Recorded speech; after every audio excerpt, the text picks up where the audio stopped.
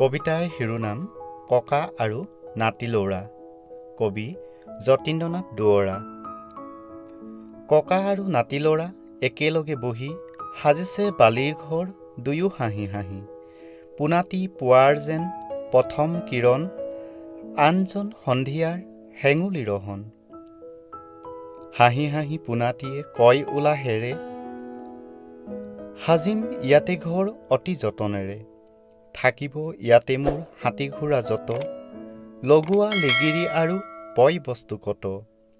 চাৰিওফালে ওখ ওখ ঢাপ তুলি মই, ৰাখিম ঘৰটি মোৰ চুৰ নহাকৈ। মাজত ফুলনিখনি জেউতি চৰাব, বাটৰুৱা ভুল গৈ ৰৈ ৰৈ চাব।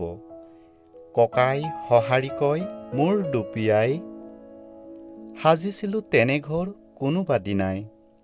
আছিল তাতেই মোৰ হাতী ঘোঁৰা যত, লগোৱা লিগিৰি আৰু বয় বস্তু কত।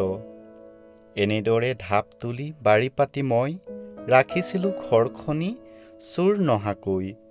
ফুলিছিল ফুল মোৰ ফুলনি হোৱাই, কালৰ সোঁতে যে নিলে সকলো উটাই।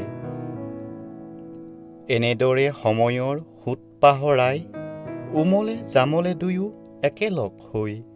একেলগে মেলে দুয়ো হৃদয় দাপোন, ল'ৰালি কালৰ সেয়ে সোণালী সপোন।